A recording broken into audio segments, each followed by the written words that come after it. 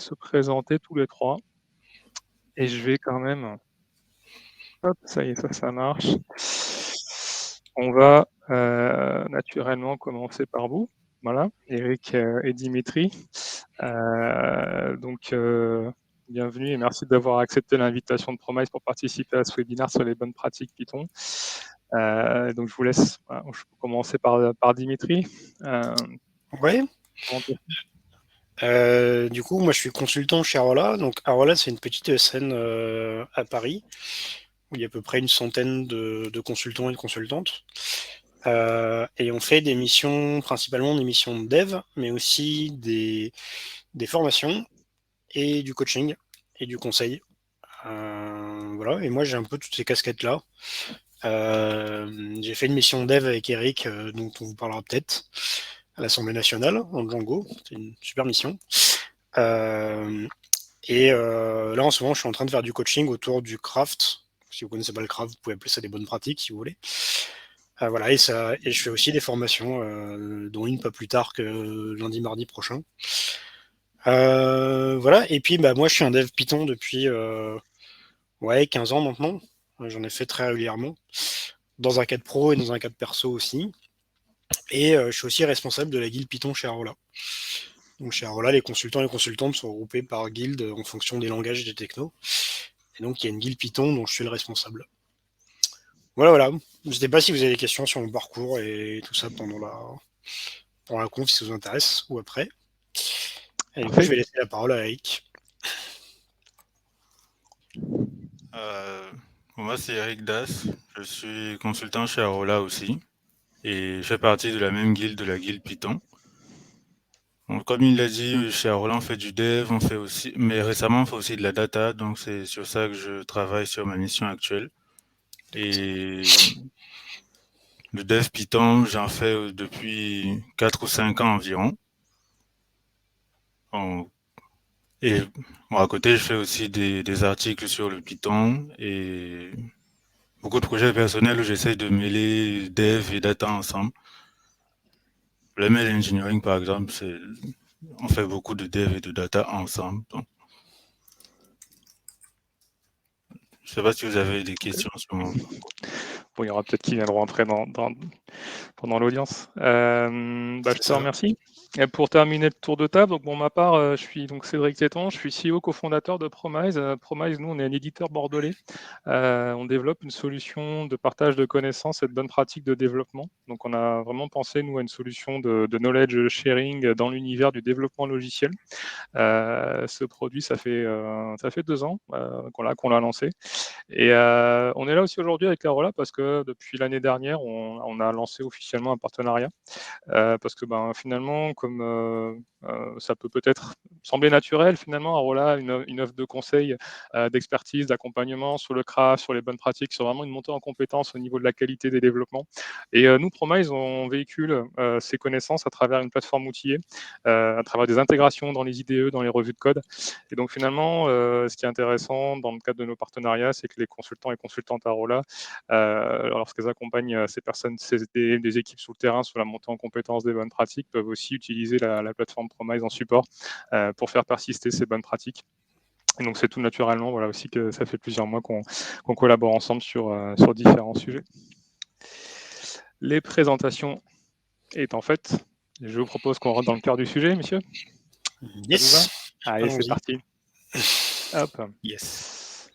Donc, changement d'écran. Allons-y. Est-ce qu'on voit bien Est-ce qu'on voit bien Promise ? Vous me confirmez que tout est OK ? Ouais, j'ai l'impression que c'est OK, c'est une très bonne nouvelle. Donc là, aujourd'hui, on parle de bonnes pratiques Python. Petit rappel, pourquoi est-ce que c'est important de définir des bonnes pratiques de manière générale, que ce soit Python ou n'importe quel autre domaine ? De manière générale, aligner les bonnes pratiques au sein d'une équipe et entre les équipes, c'est un très bon moyen de capitaliser déjà sur les problèmes qu'on rencontre, sur les bugs. Typiquement, souvent, ce qui se passe, c'est que dans votre code, vous corrigez, vous faites un bug fixe. Et souvent, ce bug fixe, il va être dû à un problème de conception et donc à une mauvaise application d'une bonne pratique. Et donc là, ce qui peut être intéressant, c'est de se dire, voilà, si moi je l'ai trouvé, et ce serait intéressant que je le vois enfin que je le partage au reste de l'équipe pour que finalement ce problème se reproduise pas. Et pareil au-delà de mon équipe. Voilà. Et donc ça c'est un réflexe qui est aussi basé sur une approche qui s'appelle Dantotsu. Voilà, je ne sais pas si ça vous parle. Je vais juste en profiter pour mettre le lien en parallèle là dans le chat. En fait, c'est une philosophie qui se dit quand on a des bugs, il ne faut pas juste les corriger, il faut les éradiquer, faire en sorte qu'on ne les revoie plus jamais, quoi. Et donc, créer des bonnes pratiques, c'est un très bon use case pour finalement éviter justement la perte de connaissances quand on a des bugs. Et de manière générale, ça peut permettre de gagner du temps aussi lors des revues de code. Hein. Voilà, vous avez peut-être déjà vécu des situations dans les discussions de merge pull request où on passe du temps, on fait pas mal d'allers-retours sur des sujets, des fois on n'est pas d'accord. D'une personne à l'autre, on n'a pas les mêmes sons de cloche. Là, ce qu'on cherche à faire quand même dans les revues de code, c'est finalement à fluidifier au maximum ce process pour pas justement qu'il y ait trop de latence, trop d'allers-retours. Et un des bons moyens pour y arriver, c'est justement de gagner du temps en amont grâce à un meilleur alignement des différentes pratiques. Et puis ces bonnes pratiques, elles sont là pour garantir aussi un code plus facile à maintenir, plus propre. Et donc cette notion de qualité-là, c'est ça qu'on va chercher à atteindre avec les différentes bonnes pratiques qu'on va voir aujourd'hui. Et donc juste avant aussi de commencer, je vous propose un petit sondage qui apparaît à l'écran. Ça nous intéressait de savoir justement, en termes de bonnes pratiques, en ce qui concerne le Python dans votre équipe, est-ce que voilà, vous avez défini des choses? Est-ce que vous avez codifié des choses? Est-ce que c'est un travail à faire? Voilà, c'était quelque chose qui nous intéressait.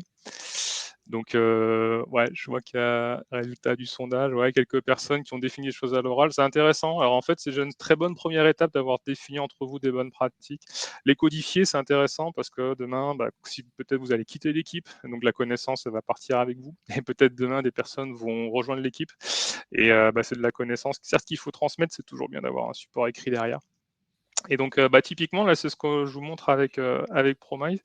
Et donc, pour commencer le cœur, justement, de discussion autour des bonnes pratiques, on va avoir des exemples concrets. Voilà, et ça va servir de discussion pour commencer. Donc ça, ces bonnes pratiques-là, ces exemples ont été remontés avec Promise. Je vous montrerai juste après un tout petit exemple de comment est-ce qu'on peut faire. Mais là, moi, ce qui nous intéresse aujourd'hui, c'est de parcourir ensemble différentes bonnes pratiques que Eric et Dimitri ont remontées, justement. Et donc, on commence, Eric. Est-ce que tu peux nous expliquer voilà, ce code-là, selon toi, qu'est-ce qui pose problème?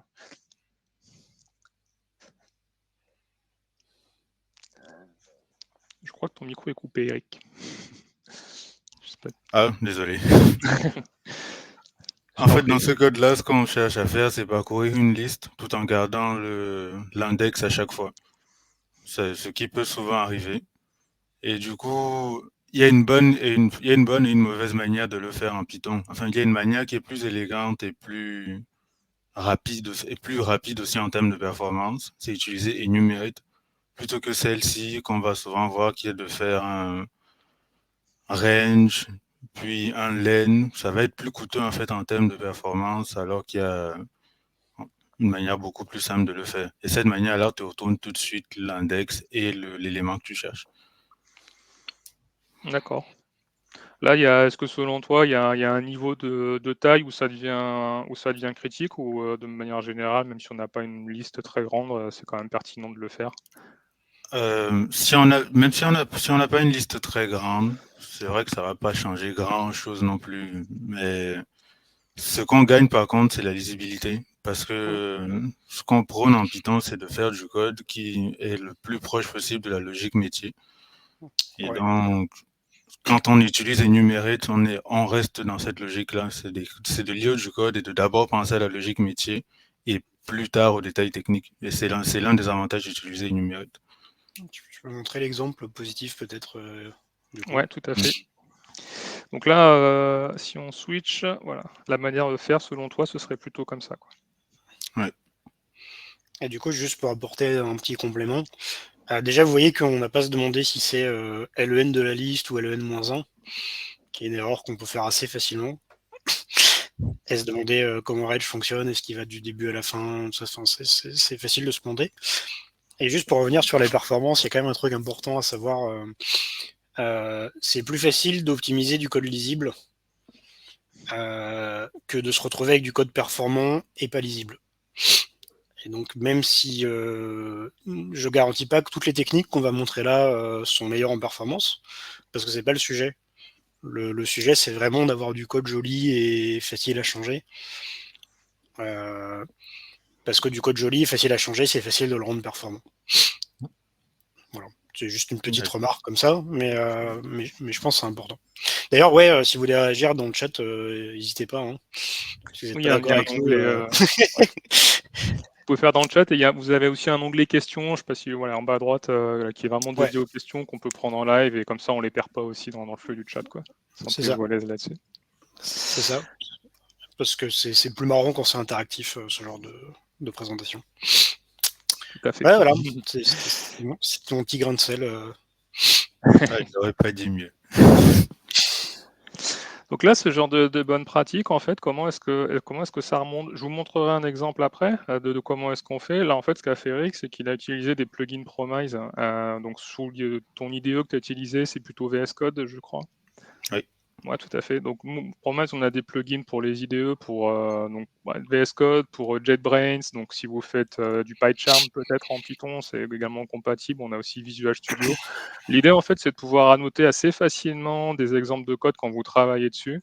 Et il y a une manipulation assez simple, c'est de faire une sélection de code, un clic droit, Promise, et en gros, vous dites, voilà, ce code-là, selon moi, ça suit une bonne pratique ou ça suit pas une bonne pratique.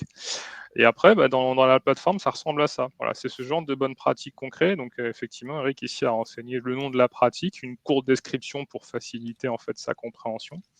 Et derrière, en fait, on voit qu'il y a un exemple à la fois positif et négatif, donc une illustration de ce qu'il faut faire et de ce qu'il ne faut pas faire. Voilà. Et donc ça, finalement, c'est assez simple à documenter.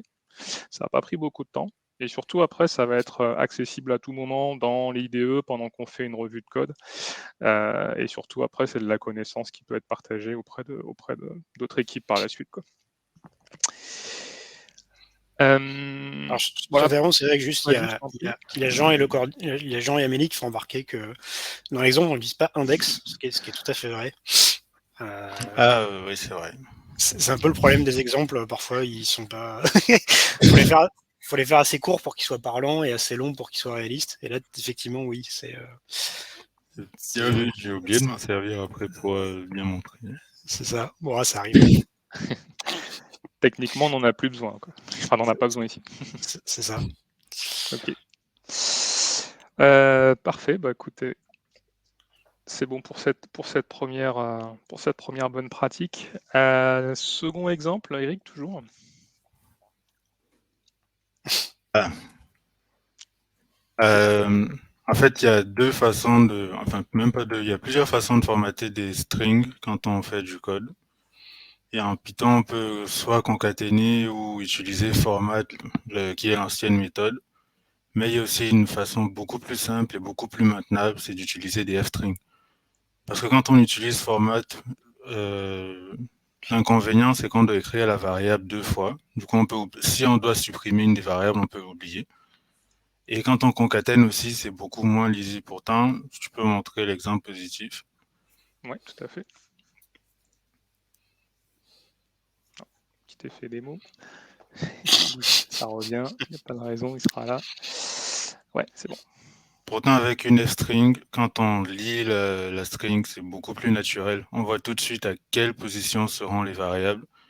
Et on peut lire la phrase naturellement. Là, par exemple, je sais que si on me donne un prénom et un nom, je vais lire prénom, nom, à tel âge. La phrase sera beaucoup plus naturelle. Je vais plus me concentrer sur la phrase et moins sur comment je vais concaténer, est-ce que j'ai oublié l'espace, est-ce que c'est là qu'il faut. Donc, c'est à peu près ça. C'est pour ça qu'on recommande les f-strings.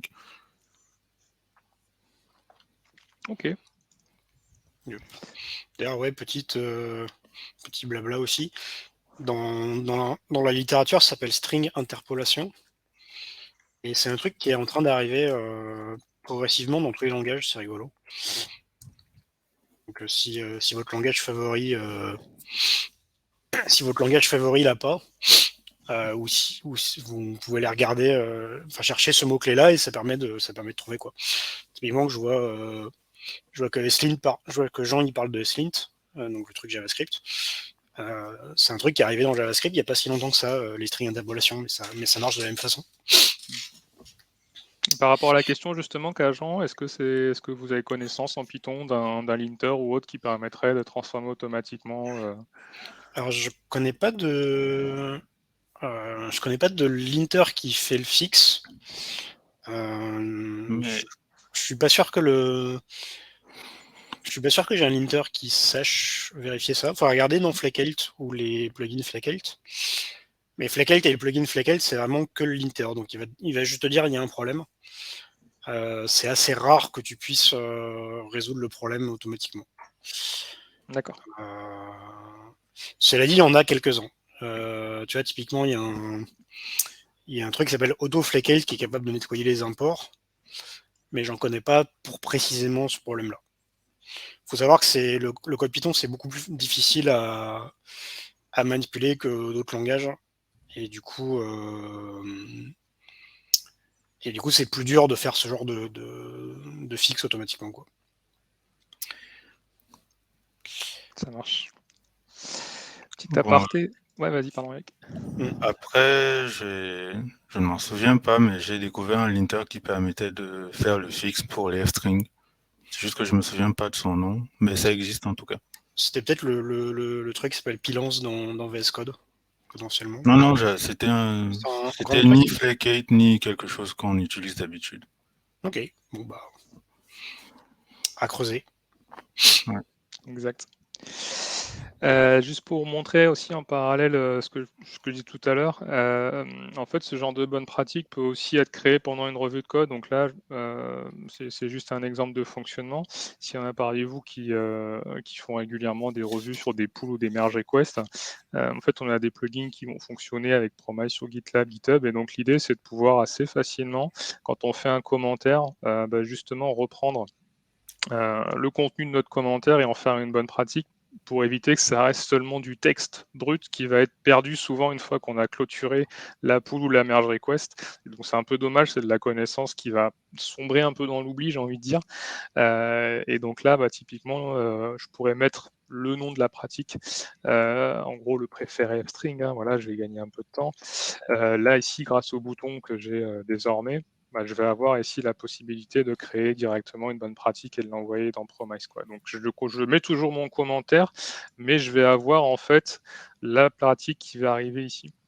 Et donc là, en fait, ce qu'on est en train de faire, je fais juste un dernier aparté, après on déroule la suite des pratiques. C'est en fait ce qu'on est en train de faire, c'est un atelier de revue de pratique. Donc là, imaginez qu'au quotidien, chaque personne dans une équipe a la capacité de proposer des bonnes pratiques à suivre. Donc par rapport à ce que j'ai évoqué, un bug qui a été corrigé ou une amélioration possible. Tout ça arrive en fait dans votre espace Promise. Et l'atelier de revue de pratique, c'est un exercice généralement qui se fait 1 à 2 fois par mois avec pour objectif de passer en revue les différentes contributions, comme ce qu'on est en train de faire ici.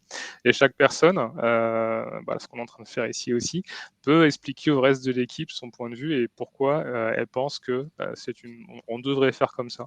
Il y a ensuite une discussion qui se fait entre nous pour se dire est-ce qu'on est d'accord ou pas, est-ce qu'on souhaite faire comme ça.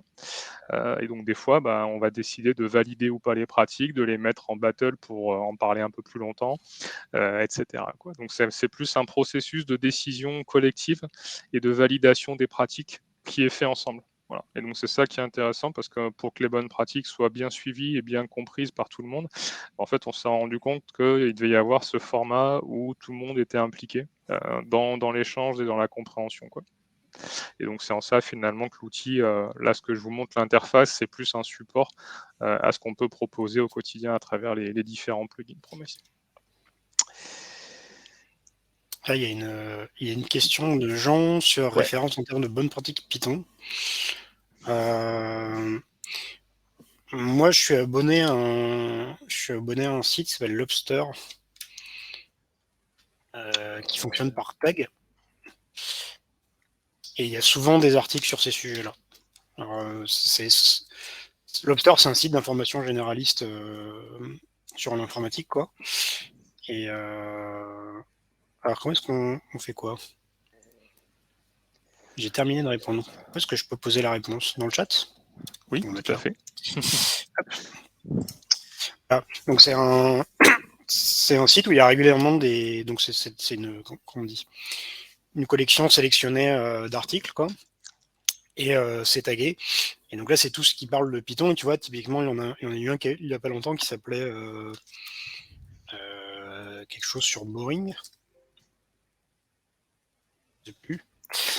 Mais voilà, t'as souvent des articles qui vont parler de bonnes pratiques ici. Voilà. Après, il y a le blog d'Arola et puis il y a mon blog aussi, qui se trouve facilement. Je parle pas que de Python, mais je parle aussi de Python. Bon, je peux vous le mettre aussi. Hein. Oui, hop, si ça vous on est là pour intéresse. partager des choses. C'est ça. Et pour répondre à ta question aussi, pour YouTube, il y a une chaîne qui fait du bon contenu pour Python que je peux te partager dans les commentaires. Ah, classe. N'hésitez pas à mettre dans le chat, tout sera intéressant. Ouais, il y a des choses qui sont beaucoup plus sympas à découvrir quand c'est en live coding plutôt clear. Donc, ouais. Ça marche. Je me glisse aussi juste dans le chat par rapport à ce que je disais tout à l'heure, l'approche d'en-dessous d'éradication des bugs. Comment est-ce qu'on peut transférer des concepts mis en place chez Toyota dans la tech, voilà, si ça vous intéresse aussi. Nickel, en tout cas, on a pris la question en live. La prochaine bonne pratique est à toi. Dimitri. Yes. Ouais, donc ça, c'est un truc qu'on voit assez souvent. C'est cette idée d'avoir un if name égale main, qui est toujours un cauchemar expliqué quand on forme en Python, mais voilà. Et donc là, vous voyez que le truc qui est compliqué, c'est que si jamais la classe serveur est pas instanciée, la N6 va planter. Et du coup, on est obligé de tout mettre en majuscule parce que techniquement, c'est des variables globales, etc. Donc c'est pas très beau. Et donc la suggestion, c'est voilà, de toujours tout mettre dans une fonction main. Et en fait, l'intérêt d'avoir une fonction main, c'est que du coup, vous avez un endroit où vos variables vont être rangées proprement. Je sais pas si vous voyez la notion de scope. Scope, c'est une zone de code dans laquelle la variable est valable. Et les scopes en Python ne sont pas au niveau des blocs, ils sont au niveau des fonctions. Et du coup, là, comme vous avez fait une fonction main, vous avez host, port et serveur qui sont dans la fonction et donc qui ont un scope à elle. Et ça va rendre beaucoup plus facile le fait de, je sais pas, lire le host et le port depuis la ligne de commande ou le lire depuis un fichier de config, etc. Ça va rendre, voilà, donc ça a deux effets, quoi. Ça vous donne un endroit avec un scope parce qu'il y a une fonction main et ça rend le code beaucoup plus évolutif dans le futur. Et bah, ça enlève aussi tout un tas de variables globales qui est toujours ce qui est toujours mieux, quoi. Voilà, je sais pas s'il y a des questions, commentaires sur cette pratique-là. Moi, j'ai une question un peu du coup naïve. Est-ce que ça veut dire que ce qu'on voit ligne 10 et 11, finalement, c'est le seul code que tu t'autorises à mettre en dehors d'une fonction? Ouais, c'est ça, exactement. D'ailleurs, bonne question aussi. Moi, j'évite de mettre du code qui a des effets dans l'import. Je pourrais mettre du code ligne 2. Vous voyez que dans l'exemple d'avant, si tu retournes dessus, ouais. Dans l'exemple d'avant, vous avez la classe serveur qui va être instanciée dès qu'on va importer le module. Et du coup, ça peut avoir des effets de bord, typiquement commencer à écouter sur un port, etc. Enfin, pas là, mais ça pourrait avoir des effets de bord, comme je sais pas, créer une connexion à une base de données. Et c'est toujours pénible d'avoir des effets de bord quand on est juste en train d'importer le module. Et donc le fait de se forcer à avoir une fonction main qui est appelée, ça permet aussi de limiter les effets de bord quand on importe le module, ce qui est une autre bonne pratique qu'on n'a pas mis là, mais qui est bonne à appliquer aussi. Okay. Voilà. Mais ouais, c'était une bonne question. Merci Cédric. Avec plaisir.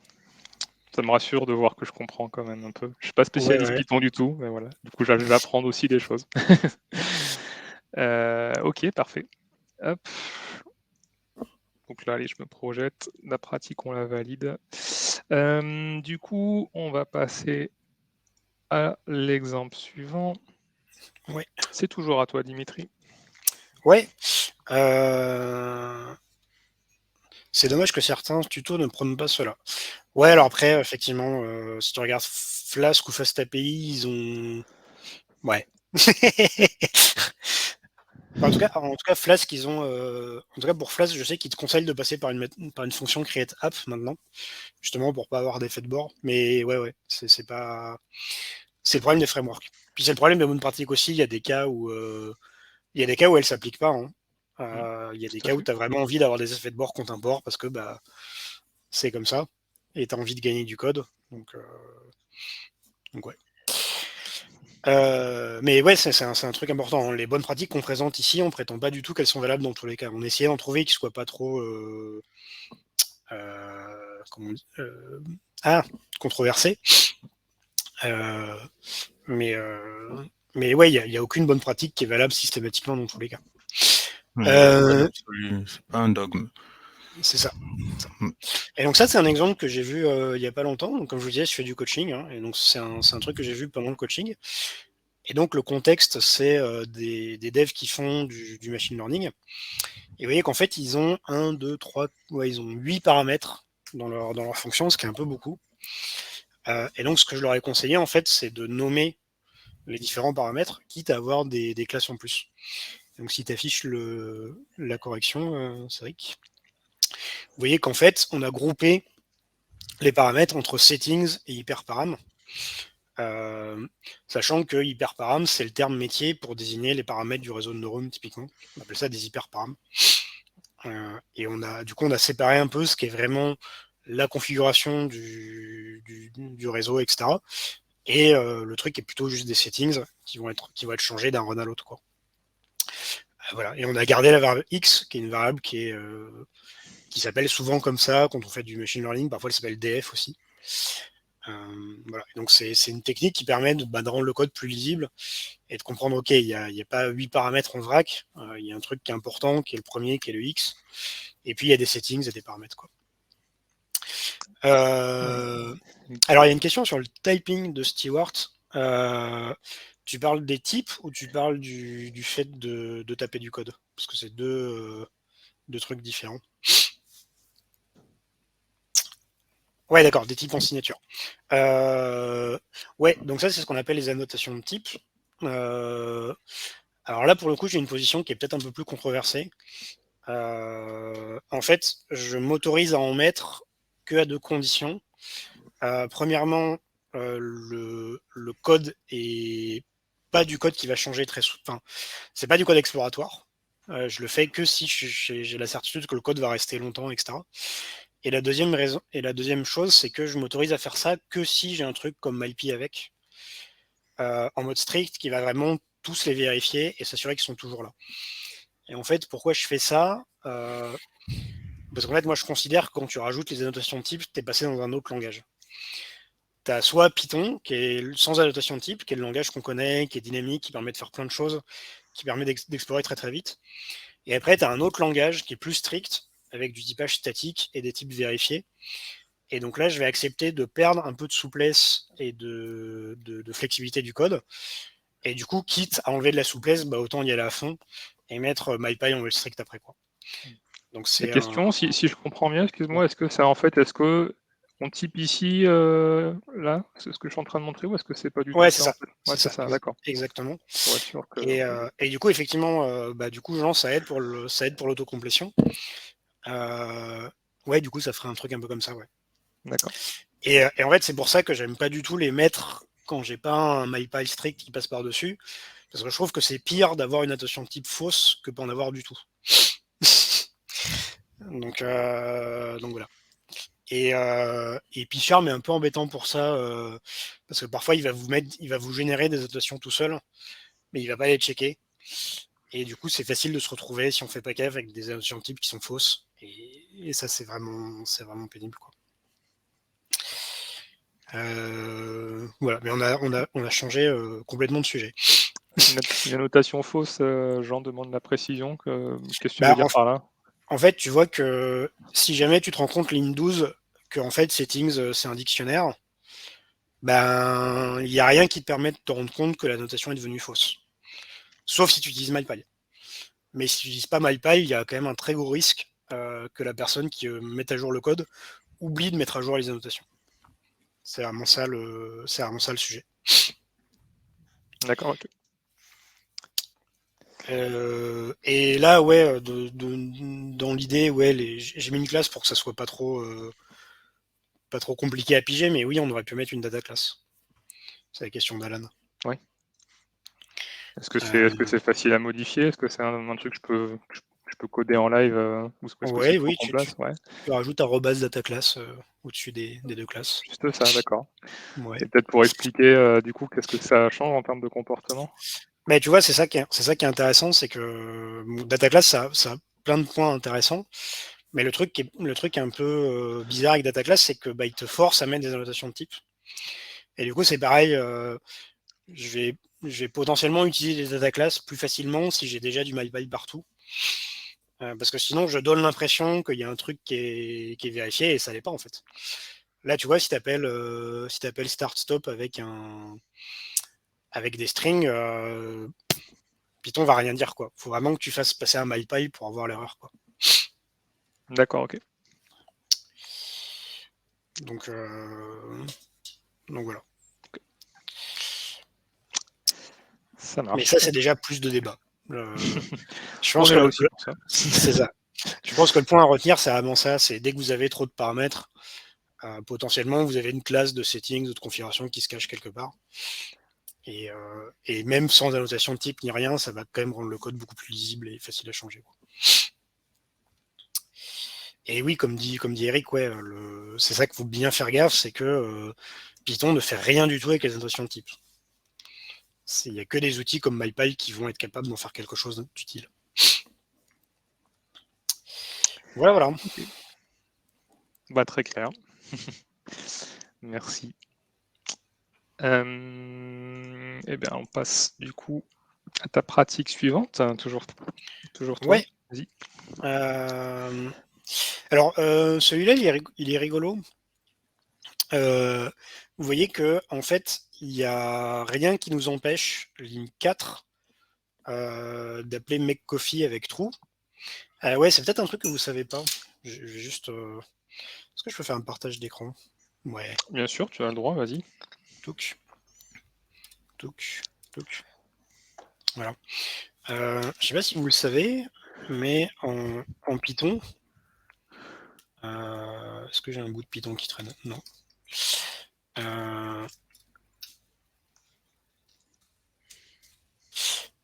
Si j'ai une fonction subtract xy,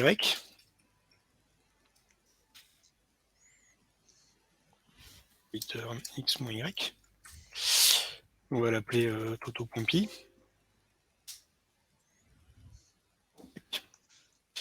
En fait, il n'y a rien qui m'interdit de l'utiliser en spécifiant x et y explicitement. Je peux faire subtract y égale 3 et x égale 2. En fait, dès que vous avez comme les arguments Python ont toujours des noms, vous avez le choix de toujours les nommer. Et en fait, si vous les nommez pas, il va les prendre dans le même ordre. D'accord. Là, si je fais y égale 3, x égale 2, ça fait ce que ça dit. Et 3, 4, il va mettre x et y parce qu'il va se servir de l'ordre.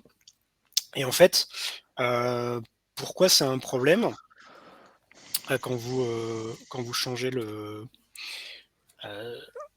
donc là, la question, c'est on a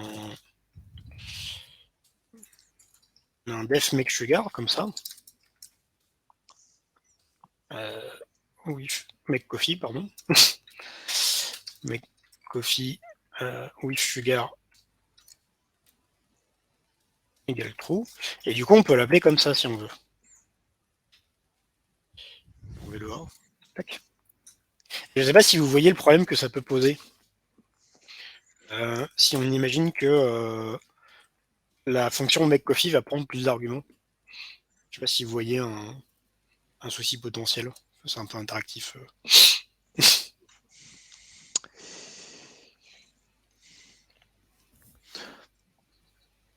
C'est moins lisible, potentiellement. C'est ça. c'est moins lisible. Et en fait, le vrai problème, c'est si jamais vous commencez à faire des trucs comme ça. Vous voyez, là, j'ai rajouté WithMilk. Pardon, j'ai rajouté WithMilk. C'est pas ça. Hop. Le problème est si je fais ça, je rajoute WithMilk au début. Ce qui se passe, c'est que ma ligne 12, qui avant faisait du café avec du sucre, maintenant elle fait du café avec du lait, quoi. avec du lait, quoi.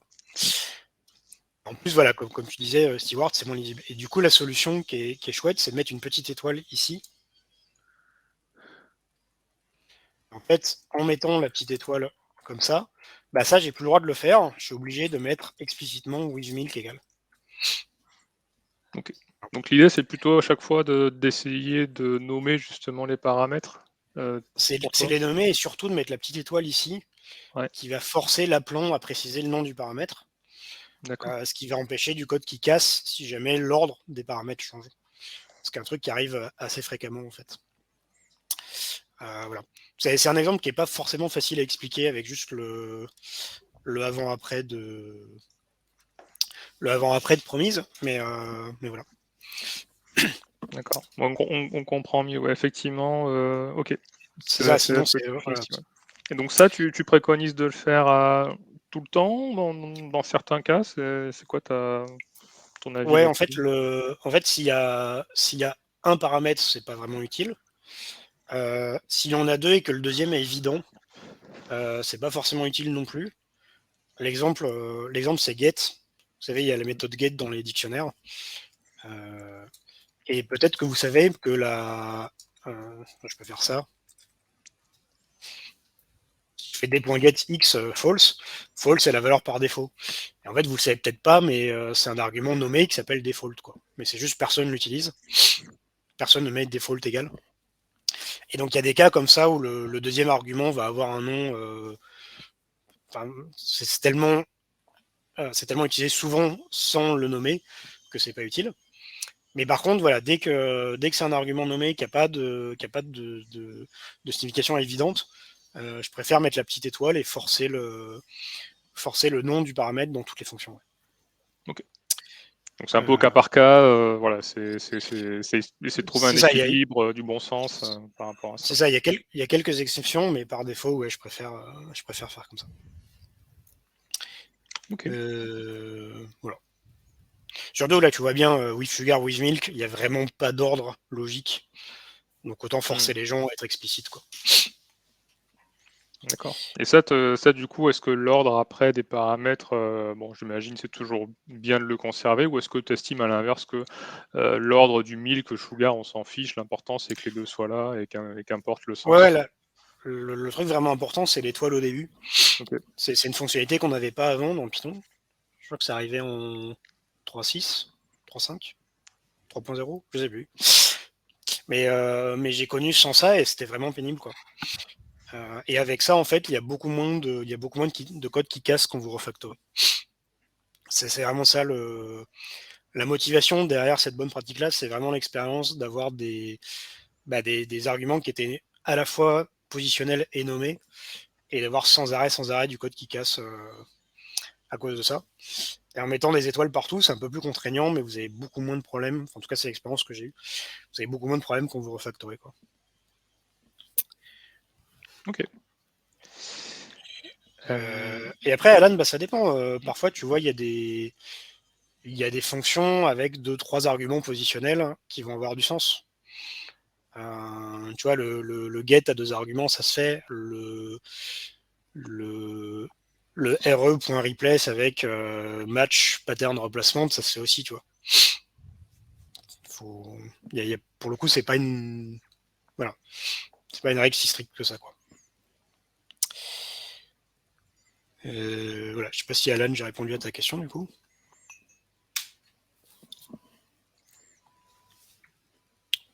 Je pense que c'est bon. Ouais, ok. Il confirme. C'est parfait. Ouais, alors celui-là, c'est un petit. C'est parfois on voit des gens mettre des types dans le nom des variables. Donc là, par exemple, full list pour dire que c'est une liste. Et moi, je préfère de très loin mettre juste une valeur avec le pluriel dans la valeur. Et comme ça, je sais que foo, c'est une collection de foo. Et en fait, très souvent, en Python, on s'en fiche un peu de savoir si c'est une liste ou autre chose. Parce qu'on va juste itérer dessus. Et du coup, ça permet de faire du code un peu sympa, du genre for foo, in foo, quoi. On va préciser la structure de données dans le nom de la variable. Ça n'a pas forcément de plus-value, quoi. Ouais, c'est ça.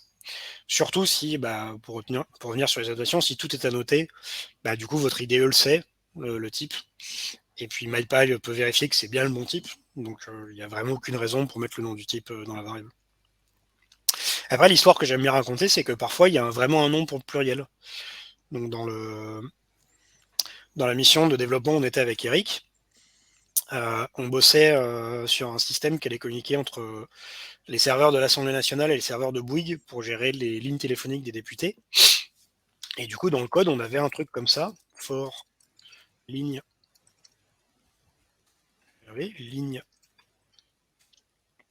parc. Parce que du coup, une collection de lignes chez Bouygues Télécom pour un client donné, ça s'appelle un parc. Et donc dans le code, on avait des variables lignes et des variables parc. Incidemment, vous remarquez que c'est en français, et c'est fait exprès. Hein. C'est vraiment pas une bonne idée d'essayer de traduire les termes métiers de Bouygues dans une autre langue, ça va juste rajouter de la confusion. Ouais, tout à fait. Et donc dans l'autre sens, le fait d'utiliser les vrais mots de Bouygues, ça simplifie la coopération, quoi. Voilà, petite anecdote impromptue sur la mission de l'Assemblée. Oui, c'est intéressant. Effectivement, on se pose des fois la question de traduire en anglais-français, mais au final, c'est vrai que quand on a défini des concepts métiers en amont, c'est quand même bien d'avoir les mêmes, hein, après tout. C'est ça. C'est ça. Ok, top. Très clair sur ça. On est encore sur des listes, je crois, Dimitri. C'est ça. Alors, dis-nous donc en là, plus. Donc là, c'est un truc qui est assez connu. Hein. Donc si vous avez jamais vu le truc à droite, ça s'appelle liste compréhension en anglais. Sinon, c'est liste par intention en français. Et du coup, voilà, on a la chance d'avoir une syntaxe en Python qui nous permet de transformer les éléments d'une liste et de les filtrer en même temps. Et du coup, autant s'en servir. Voilà. Il y a un cas où ça marche pas, ce conseil-là. C'est typiquement si vous êtes dans comme ça m'est arrivé, j'étais dans une équipe qui faisait beaucoup de langages différents. Et du coup, il y avait du code Python un peu partout, plutôt pour les outils, la compilation et tout ça. Et du coup, les gens qui arrivaient sur le code Python, ils avaient pas du tout l'habitude des compréhensions. Et du coup,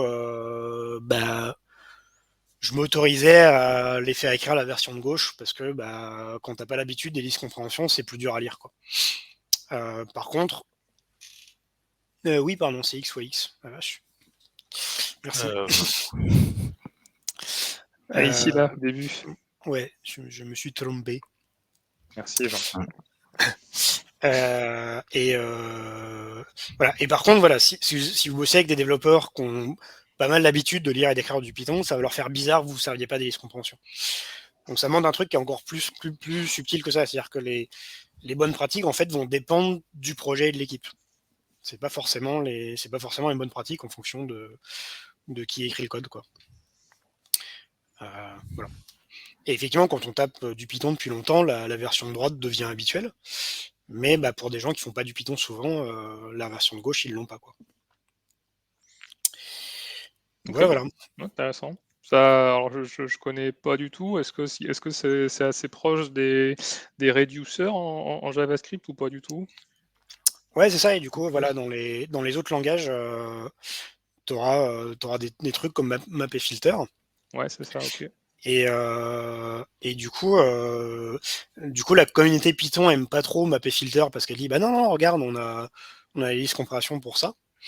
Mais typiquement, voilà, si tu bosses avec des devs JavaScript qui ont l'habitude de map filter parce qu'ils font du lodash ou des trucs comme ça, ça peut être ok d'utiliser map filter dans le code, quoi. D'accord, ouais. Moi, c'était justement, je vois que Florent soulevait aussi ce point dans le chat. Ouais. Donc c'est plutôt l'un ou l'autre, quoi. C'est plus soit le map filter, soit les compréhensions. C'est ça. D'accord. Exactement. Ok, bah top. Ça marche, bah, très clair sur ça. Alors, rien n'empêche aussi, enfin nous des fois en termes de bonnes pratiques, je pense que vous voyez ça aussi, c'est que des fois bah, les pratiques évoluent et donc peut-être qu'on va retrouver dans un code à des endroits des map filters parce qu'on faisait ça avant. Et puis bah, on passe sur des disques compréhension, sauf que bah, si on a une grosse base de code, parfois ça n'a pas forcément de plus-value d'aller tout mettre à jour pour passer sur des disques compréhension. Donc c'est pour ça que des fois il y a aussi peut-être plusieurs pratiques qui cohabitent, le temps que progressivement on mette à jour tout ça. Ouais. Hop. Ok, bah top. On est aussi sur des itérateurs, des listes, dis-nous en plus. Ouais, alors ça pour le coup Flakelt, il y a un plugin Flakelt qui vous le catch, celui-là. Je crois qu'il s'appelle Flakelt Compréhension, c'est ça, hein, Eric? Ouais, c'est ça. Bon, Flakelt Compréhension. Donc il va vérifier, qui va vérifier typiquement cette bonne pratique-là. Vous voyez que la différence entre la gauche et la droite, là, c'est que dans la version de droite, il n'y a pas les crochets qui font une liste explicitement. Ah oui. Et du coup, bah, pour le coup, ça rend le code à la fois plus lisible et plus performant. Parce que du coup, dans le cas de gauche, vous allez créer une liste entière juste pour calculer le maximum, alors qu'à droite, vous n'allez jamais créer de liste. Et du coup, là, pour le coup, si la variable itérable est vraiment grosse, ça va faire une énorme différence de perf. Donc voilà, pareil, c'est un truc qui n'était pas possible. Ça a mis du temps à arriver comme syntaxe. Avant, c'était pas possible. Mais depuis que c'est possible, vaut mieux s'en servir, quoi. Et pour le coup, Flakelt peut vous trouver le truc. Y a-t-il une limite pour les listes en compréhension? Est-ce que tu peux préciser la question du coup, Soro? Est-ce que c'est peut-être des choses que tu ne peux pas faire une comparé limite. peut-être? Ouais.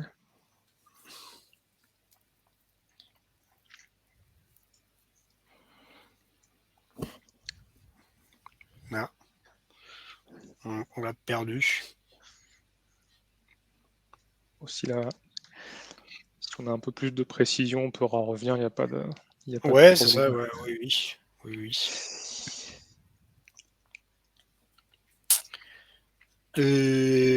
Oui, alors celui-là, c'est un truc pareil. Pour le coup, j'ai longtemps hésité. J'ai mis beaucoup de temps. Enfin, j'ai fait pas mal de Python, comme je disais, avec des projets assez gros, où il y avait du coup pas mal de modules, pas mal d'imports, etc. Et j'ai mis du temps à trouver celle-là. Mais voilà, aujourd'hui, c'est la façon que je préfère, qui va être vraiment de faire une ligne from qui est potentiellement assez longue, mais qui fait tout le chemin. Donc vous voyez, donc dans mon exemple, hein, il y a un package foo dans lequel il y a un module bar, il y a un package spam dans lequel il y a un module eggs, et je suis encore à un endroit différent, quoi. Et du coup, ce que je fais maintenant, c'est que je mets les chemins entiers vers chacun des trucs que j'importe.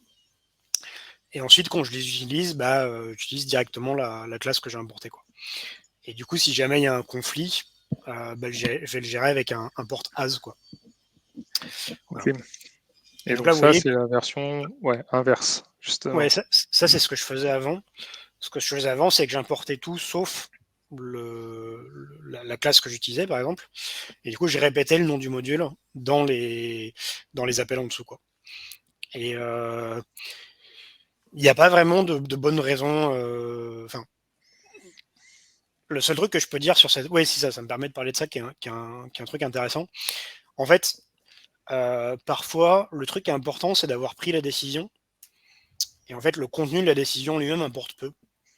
Ce que je veux dire par là, c'est que si jamais vous avez une base de code qui mélange ces deux styles-là, ça va être pénible parce que ça va pas être cohérent. Et du coup, dès qu'on va utiliser une classe dans un autre module, on va se demander quelle méthode choisir, quoi. Alors que si on choisit la méthode 1, donc qui est l'exemple précédent, en fait, tout va être cohérent, et le fait que tout soit cohérent, ça a une valeur en soi. Et du coup, il ne faut pas forcément trop perdre du temps à choisir entre la méthode 1 et la méthode 2. On va dire, ok, on prend la méthode 1, on reconnaît que c'est une décision arbitraire, c'est pas grave. Mais du coup, on trouve que c'est plus important qu'on fasse tous pareil que d'avoir exactement le détail de comment on fait, quoi. Et du coup, voilà, c'est un truc qui est intéressant aussi de se dire, parfois il y a plus d'avantages dans une communauté à dire, voilà, on a décidé de prendre ça comme décision, on reconnaît que c'est arbitraire, mais au moins, un, on n'en discute plus, et deux, ce sera cohérent. Et du coup, le contenu de la décision n'est pas si important que ça. D'accord. Voilà. Et alors par rapport à la performance, j'en pose la question, est-ce que justement ça change quelque chose? Est-ce qu'il n'y a pas trop de choses qui sont importées? Ouais, et alors du coup, ce qui est intéressant aussi, c'est que en fait, en Python, que vous fassiez from foo import bar ou import foo, de toute façon, il va compiler le module foo en entier et importer le module foo en entier. Donc ça change absolument rien. Le seul truc que ça change, c'est comment vous allez utiliser les trucs que vous allez importer en dessous, quoi. Mais c'est exactement la même chose en termes de perf. C'est pas du tout comme en Ok. JavaScript. En JavaScript, si vous faites from foo import truc, JavaScript peut être capable de se rendre compte, ah bah j'ai importé que truc, du coup je vais pas utiliser tout le module en entier, je vais utiliser juste la classe truc, quoi. Mais en Python, c'est pas le cas. En Python, de toute façon, vous importez tout le module. Et après, c'est juste une question de comment vous utilisez les noms dans le module que vous allez importer.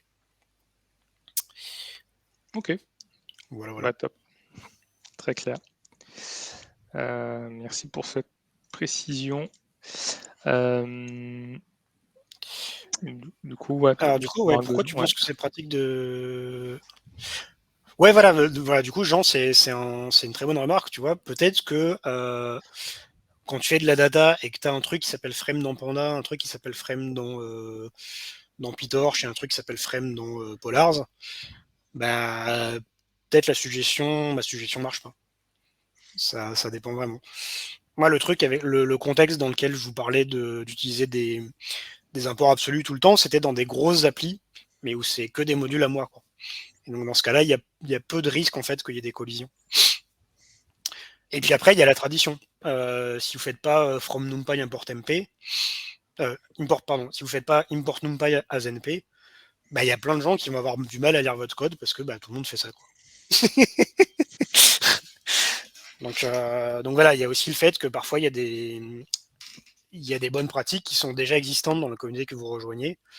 Et bah là, faut les suivre, quoi. C'est pareil, je ne crois pas avoir vu beaucoup de pandas qui commencent pas par import pandas à SPD, quoi. C'est comme ça. Je te propose, ouais, sur une autre pratique que tu avais identifiée, ouais, ça m'intéresse. Qu'est-ce que c'est ce ABC méta? Ouais. Du coup, voilà, c'est encore un exemple de plusieurs façons de faire la même chose. Et ça, pareil, c'est une technique que j'utilise quand le code va être lu par des devs qui sont pas forcément des devs Python et qui viennent d'autres langages, et du coup, pour lesquels abstract method et abstract class, ça va leur parler. Et du coup, j'utilise ça. Et en fait, si tu montes l'autre façon de faire, voilà. Ça, c'est ce qu'on faisait avant, quand on n'avait pas de ABC méta. On faisait juste un raise not implemented error, et du coup, si on oubliait d'implémenter la fonction, il y avait si on oubliait de dériver la fonction dans la classe fille, on avait une erreur. Et en fait, c'est mieux de le faire avec ABC Meta, parce qu'avec ABC Meta, vous allez avoir l'erreur quand vous allez construire la classe fille, alors qu'avec cette méthode-là, vous allez avoir l'erreur quand vous allez appeler la méthode de la classe fille. D'accord. Donc voilà. Mais pareil, il y a des gens qui vont vous dire, bah non, pourquoi tu crées une classe abstraite, ça sert à rien. En Python, on fait du duck typing, donc j'en crée pas. Et c'est un argument qui est tout à fait recevable. Et pareil, si vous faites du MyPy, depuis pas longtemps, il y a un truc qui s'appelle les protocoles qui permet de pas avoir à faire ça non plus, mais qui permet de vérifier que votre classe implémente bien les bonnes méthodes avec les bons noms et les bons types. Donc voilà, il y a un article de moi qui parle de ça dans mon blog si vous voulez vraiment creuser le détail de comment ça marche dans les autres langages, pourquoi c'est cette solution-là que je préconise et quelles sont les autres solutions. D'accord. Ouais. Mais voilà, ça c'est juste la pratique que j'utilise moi quand je fais du code qui va être lu par des devs qui n'ont pas l'habitude de Python, mais qui connaissent bien les classes abstraites. Ok, C'est le même très genre de clair. truc avec les. Si vous avez jamais fait du JavaScript, vous avez exactement la même discussion. Il y a des devs JavaScript qui connaissent très bien le système de prototype et du coup n'utilisent pas de classe. Parce que Oui. ils sont entre devs JavaScript qui ont l'habitude. Et après, il y a des frameworks comme React ou Angular qui imposent des classes. Et du coup, ça devient logique de plus faire de prototypes, mais de faire des classes, quoi. Ça vous montre encore une fois qu'à chaque fois, les bonnes pratiques dépendent de la communauté, quoi. Ok, Voilà. super. Je suis pas sûr d'arriver à afficher les questions chez moi, ça mouline un peu. Je sais pas s'il y a des questions. Est-ce que vous me confirmez que l'onglet questions est vide? Parce que j'ai vu une notif, mais j'arrive pas à afficher la fenêtre, je sais pas pourquoi. Ouais, c'est ça. Donc la question qu'on avait. Moi c'est bon, je Merci. les ai. Bon, bah super, vas-y, tant mieux.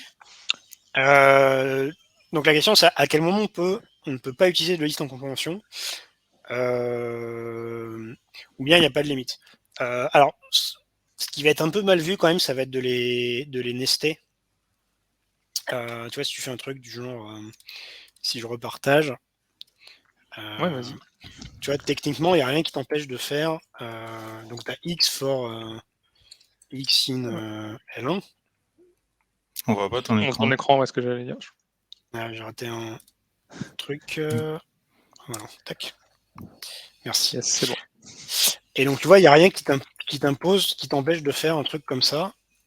X for X in Y for Y in L2.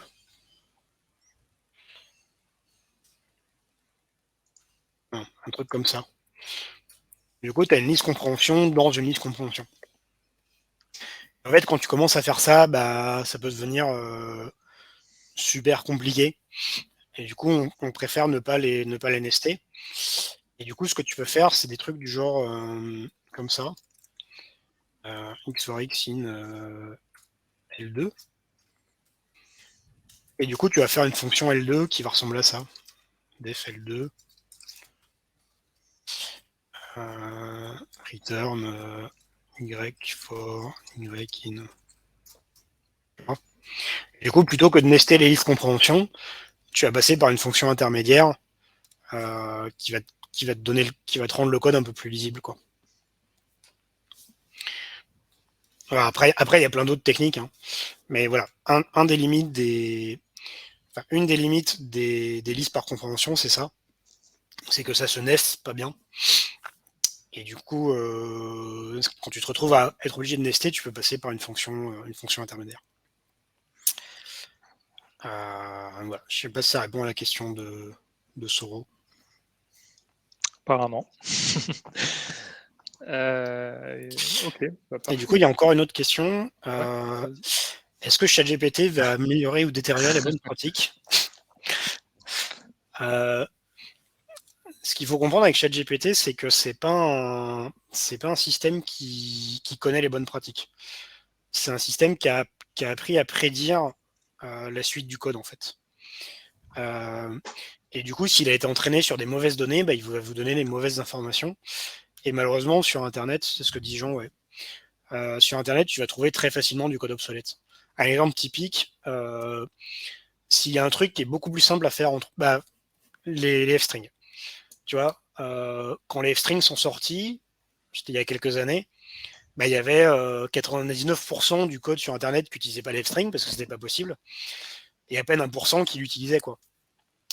Et du coup, si tu utilises un truc si tu utilises un truc qui a été entraîné à ce moment-là, jamais il va te proposer les f-strings parce qu'il en a pas vu assez. Et du coup, poum, tu te retrouves avec du code obsolète, quoi.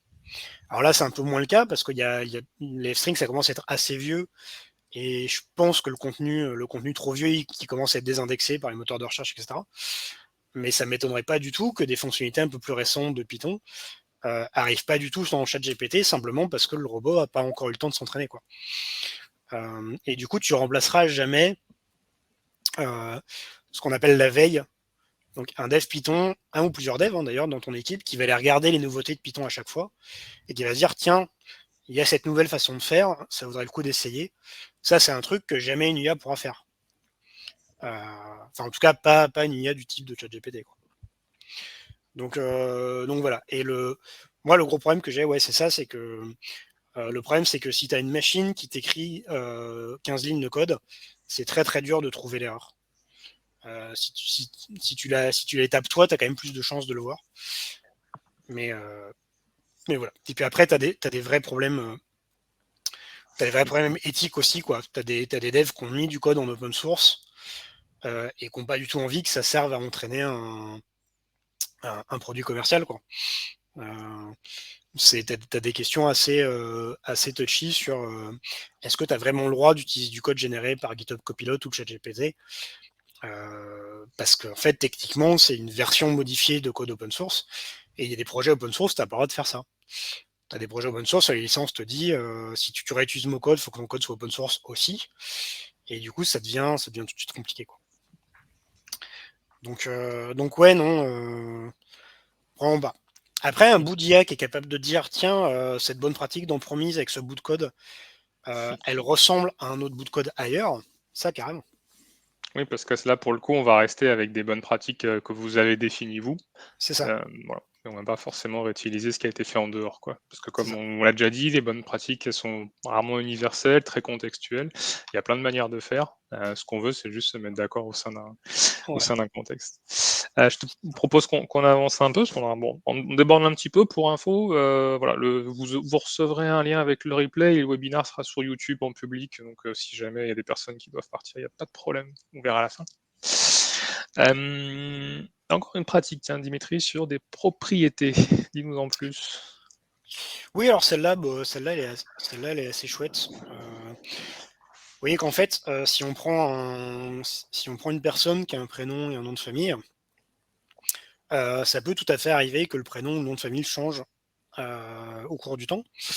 Mais ce qui est sûr, c'est que le nom entier, ce que je vais appeler le full name là en anglais, ça va toujours être le prénom suivi du nom, quoi. Et du coup, ça c'est chouette parce que vous voyez qu'il n'y a rien en Python par défaut, il n'y a rien qui vous empêche de mettre à jour des attributs. Donc il n'y a rien qui interdit de mettre à jour first name, last name. Par contre, la full name, vous ne pouvez pas la setter. Si vous essayez de faire personne.fullname égale quelque chose, Python va vous dire tu ne peux pas mettre à jour la property. Et du coup, ça permet de garantir un espèce de contrat, si vous voulez, qui est le fait que full name sera toujours la concaténation des deux, quoi. D'accord. Voilà. Donc c'est une Ça, du petite... coup, à la compilation, quand tu es en train d'écrire, si tu fais .full underscore name égale, tu te prends un warning, j'imagine. Alors, je sais pas. Je pense que MyPy peut te donner Ouais. l'information si tu le fais avec MyPy. Ok. Je pense que le truc de VS Code qui s'appelle Pilance peut aussi te faire le warning. Mais par défaut, Python, il va faire que Ah oui, d'accord. l'exécution. Donc tu vas te prendre au runtime un Ouais. petit KO, quoi. Ok. Voilà. Donc ça permet vraiment de protéger. Ok. Ouais, ça, de faire de l'encapsulation. Plus C'est ça. Et c'est ça, dans les autres langages, on a souvent des get-sets. Et c'est pas comme ça qu'on fait en Python, tout à fait. D'accord, ce que j'allais dire, finalement, tu pourrais faire un get full name ou un truc comme ça, mais là, c'est pas Ouais, forcément ça, la philosophie, typiquement, quoi. c'est ça. En Java, vous auriez un get first name, get last name, set last name, set first name, et un get full name. D'accord. Mais en Python, on n'a pas tout ça.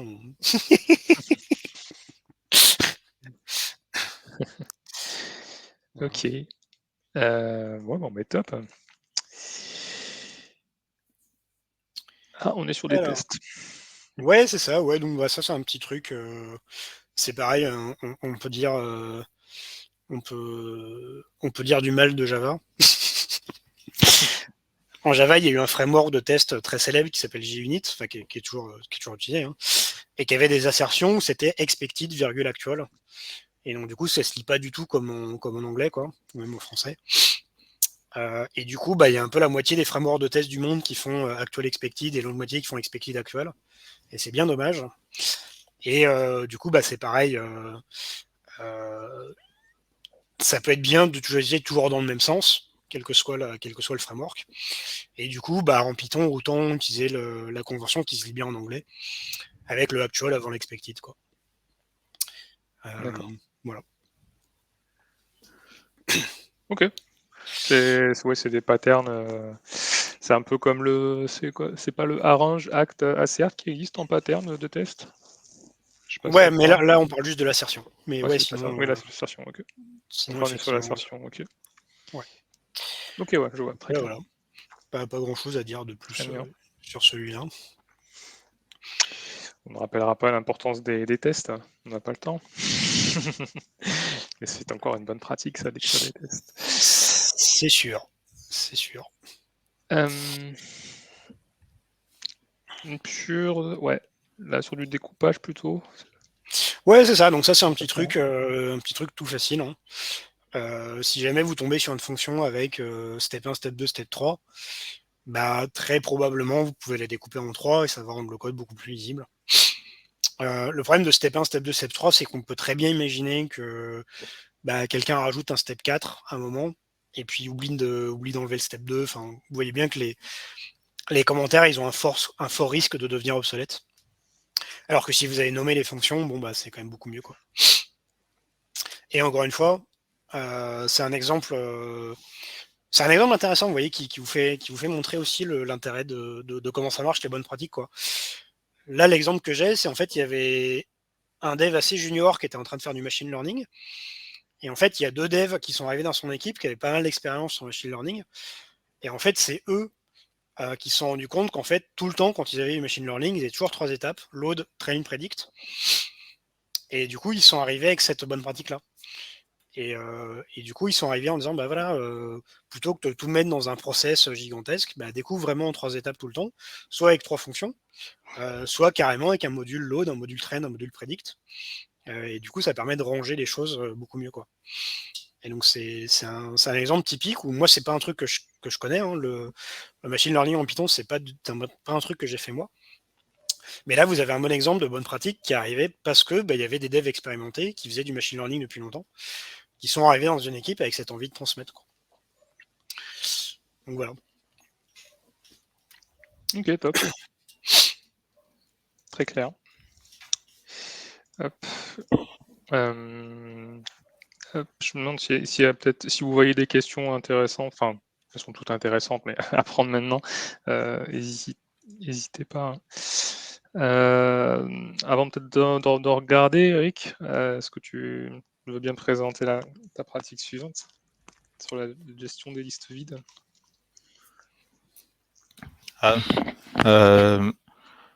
Oui, en fait, il y a un problème en Python, et c'est peut-être le cas avec d'autres langages aussi, c'est que parfois on va avoir besoin d'avoir une valeur de paramètre par défaut, et cette valeur par défaut, ça devrait être une liste vide. Sauf que si jamais on fait ça en Python, on est en fait en train de lui donner la référence à la liste vide en question, et ça peut causer plein de problèmes étranges après. On va pas comprendre d'où vient l'erreur, et ça vient tout simplement du fait que il va instancier la liste vide une seule fois, et tout ce qu'on va faire ensuite, il va travailler avec la liste vide qu'il a instanciée la première fois. Et pour éviter ça, il y a une bonne pratique, la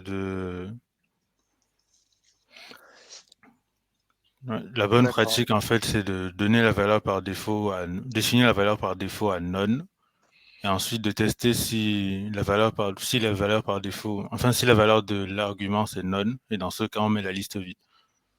C'est la manière qu'on utilise en général pour contourner le problème, mais c'est très déconseillé en tout cas d'utiliser une liste vide comme une valeur par défaut d'un paramètre. Ouais. Petite précision d'ailleurs, souvent c'est avec la liste vide qu'on a le problème. Mais en vrai, c'est le cas dès que vous avez un argument par défaut qui est mutable. Donc, on va pas faire un cours sur mutable versus immutable en Python. Mais voilà, en fait, ça arrive dès que vous avez un attribut par défaut qui est mutable. Et en fait, ouais, ce qui est intéressant avec Jean, c'est que alors la question de Jean, elle est marrante. Ouais, en fait, c'est un truc qui est vraiment surprenant, surtout par rapport aux autres langages. Les autres langages font pas ça du tout. Et le problème, c'est que il y a du code qui fait ça exprès. Il y a du code qui utilise des variables mutables par défaut, et du coup, c'est pas un truc qu'on peut changer en Python sans casser plein de code, quoi. Donc ça changera jamais.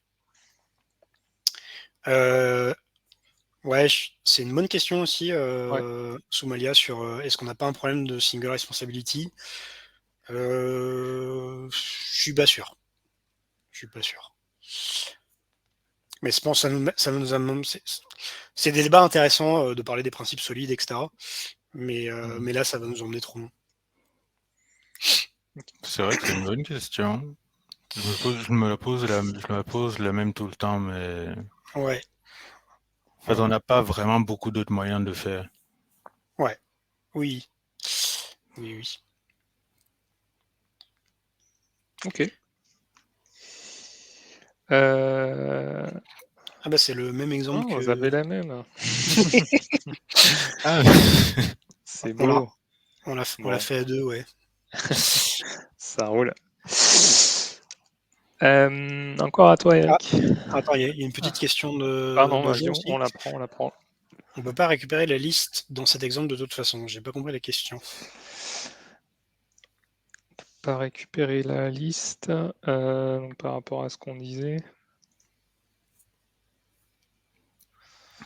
ah, je crois que je. Ouais, attends, il est en train de taper.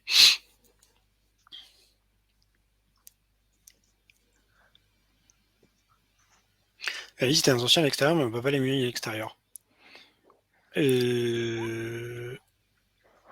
Bon, en fait, je sais pas si ça va répondre à ta question, mais ce qui est sournois avec le fait de mettre une liste vide en valeur par défaut d'un paramètre, c'est que dans plein de cas, il n'y aura pas de problème. Ça va poser aucun problème du tout, ça va rien déclencher comme erreur. Mais un jour, ça va déclencher un bug, on va pas savoir d'où ça vient, on va pas se rendre compte qu'en fait, du point de vue de Python, il y a qu'une seule liste depuis le début et c'est celle-là qu'il manipule.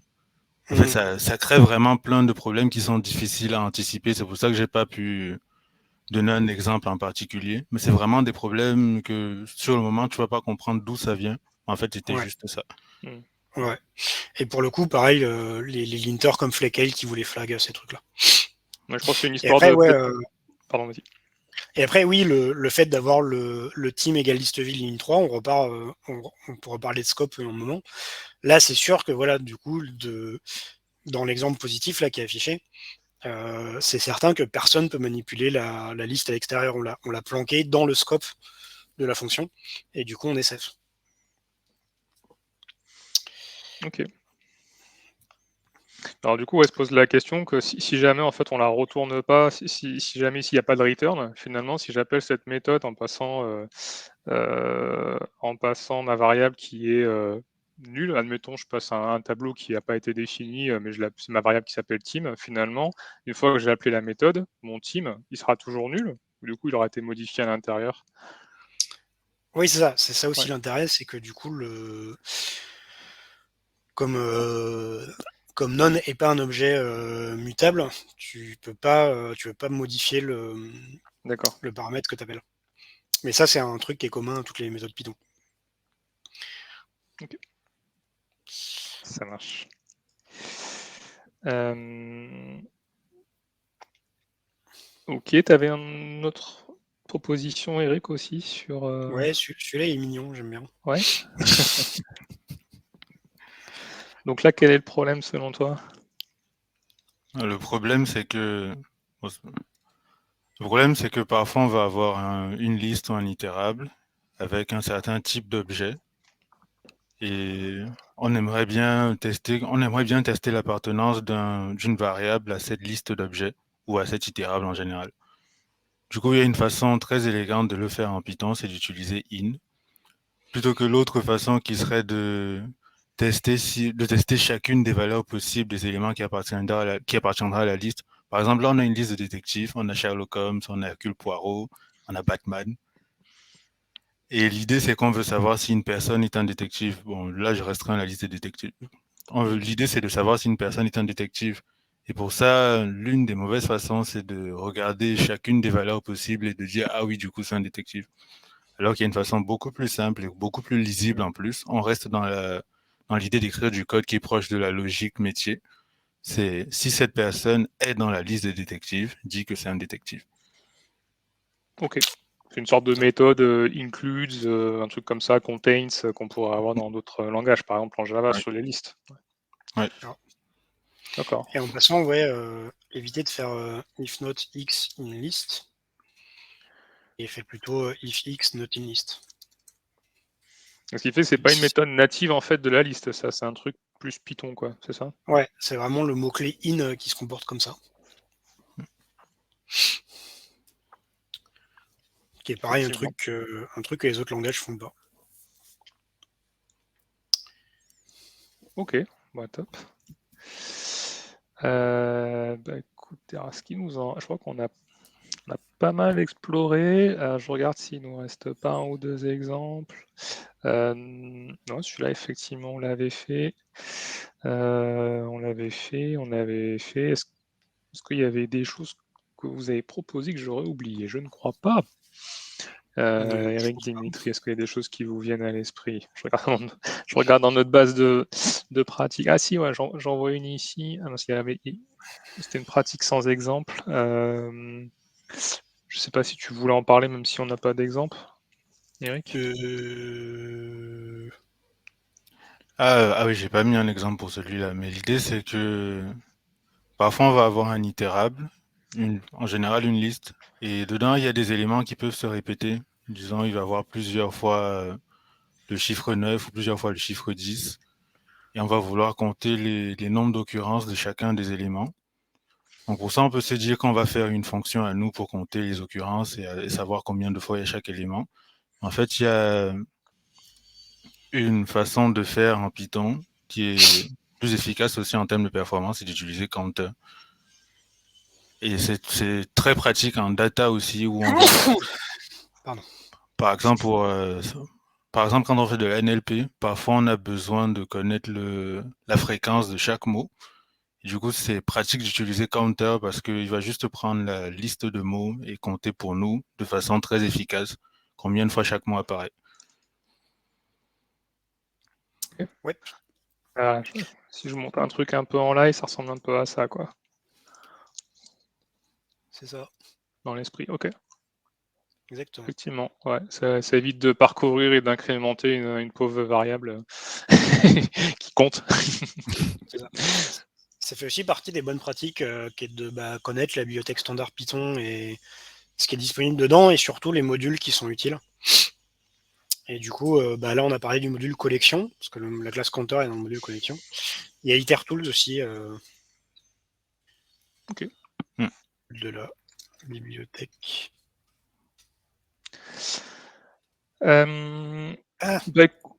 Ouais.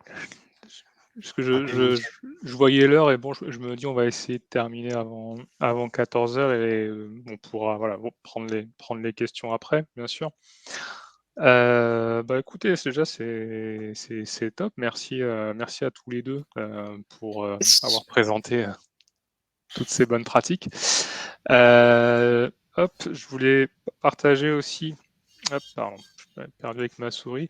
S'il y a des personnes qui veulent aller un peu plus loin sur justement cette formation que vous proposez chez Arola, le plus simple, c'est directement via le site, être prendre contact avec vous, soit avec vous, soit directement sur le site d'Arola. Vous avez donc le descriptif de la formation. Si vous voulez la présenter en 2 mots, la teaser pour donner envie.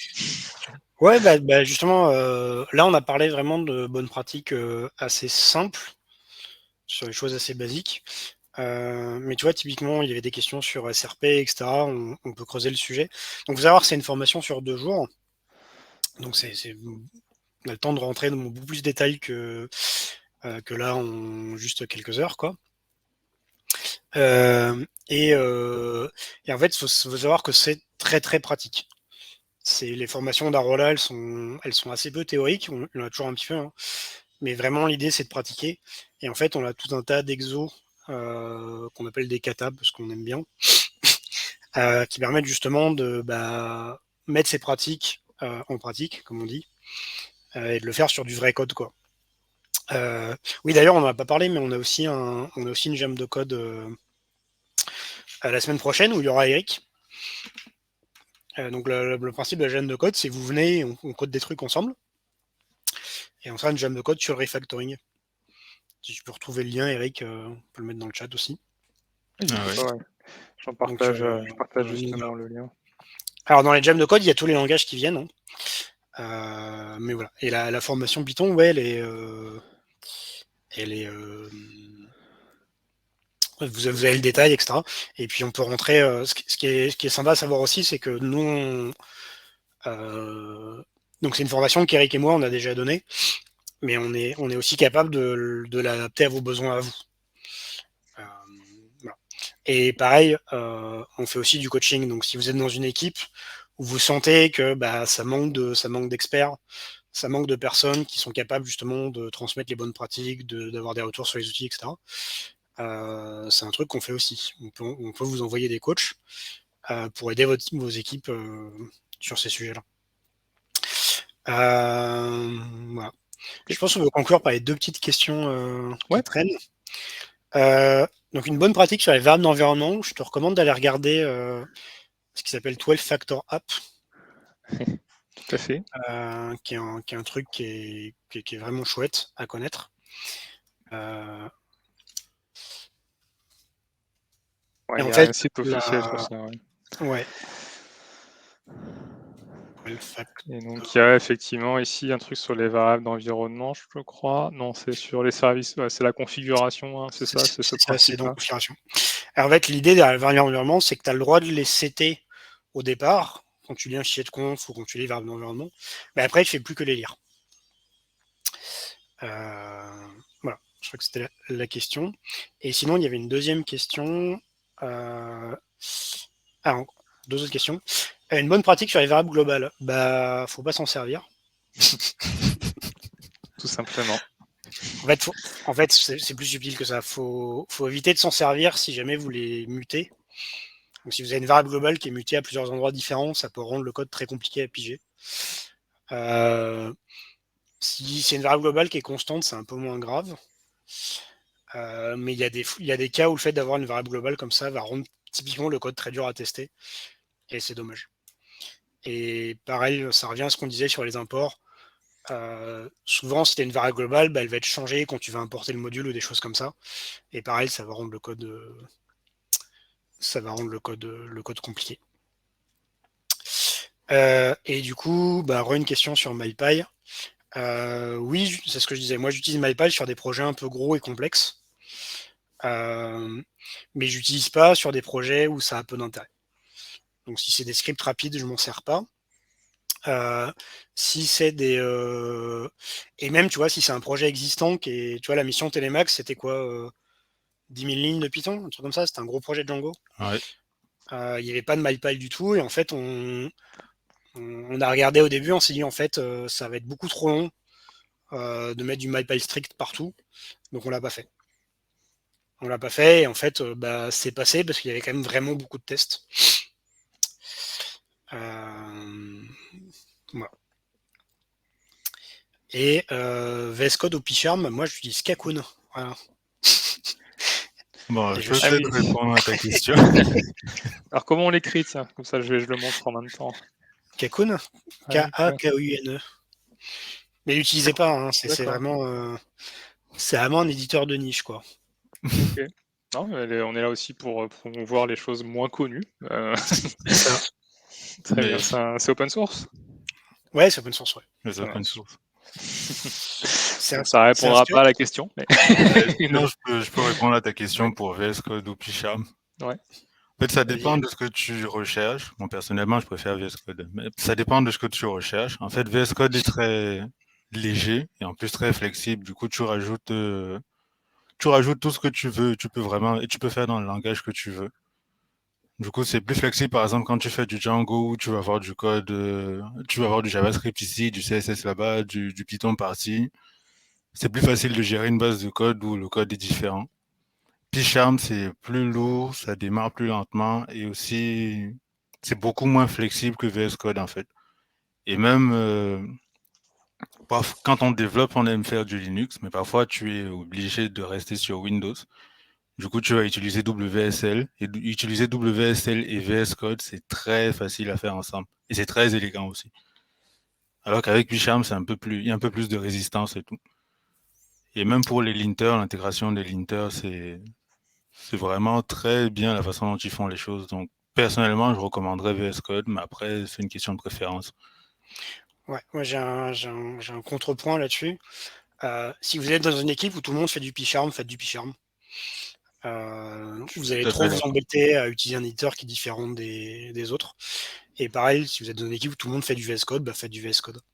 C'est vraiment pénible. Kakun, on est très peu à s'en servir.